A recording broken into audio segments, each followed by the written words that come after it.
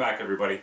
A lot of folks are new to the AR platform and go ahead and buy a factory built one, which is fine, and a lot of guys just feel more comfortable doing that. One of the problems with it is the parts on it you just don't get to select. So this Colt 6721 I have that you guys have seen in a lot of videos in the past, and as well as the footage at the beginning of the video, came with a factory trigger guard, a standard bill spec, if you will, trigger guard.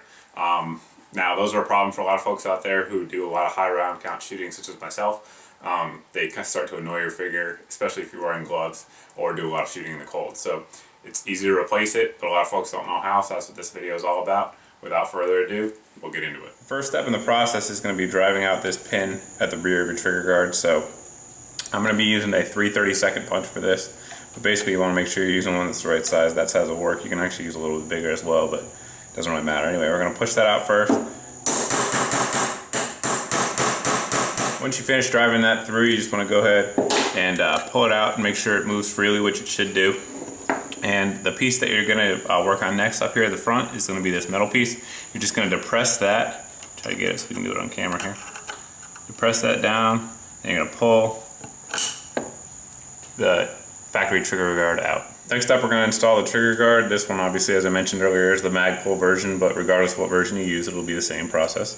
So basically what we're going to do here is put the front piece in first, and I do believe the hex screw for the Magpul is a 1/16, but again, if you're using a different brand, I know Manticore makes a good one that a lot of folks like, and there's others out there, so whatever brand you're using, make sure you use the right size. So again, Magpul is a 1/16, but you're just going to screw that in there, and I'll show you why here in a second, why you actually want to get this part in first, but just keep screwing it down until it's nice and snug. Once the front of the trigger guard is snugged all the way down, we're going to go ahead and bang this sucker in. Now, the reason I have this piece of wood under there is because if you ever see a broken forged AR lower, it's almost always these ears right here. So you want to make sure they're supported, and that's actually why you put the front piece in first, so that way when you're going ahead and driving this through, there's some support in there as well. So basically you're just going to take your roll pin that we just drove out. I'm going to go ahead and start it in there.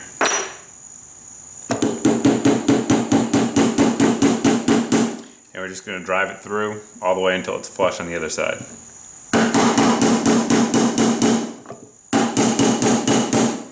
And take out the punch once we get close. As you guys just saw there, it's a very simple process, minimal tools involved, and not a whole lot of mechanical inclination needed. You just need to go ahead and take the plunge and do it. But it's a very cheap and easy way to improve the ergonomics of your AR-15. If you guys have any questions about this video, anything else I talk about in my how-to videos or in my reviews, you can feel free to post below in the comments section. You can also post over at my Facebook page. But I hope this helps some of you guys out, and I hope to see you in the next video.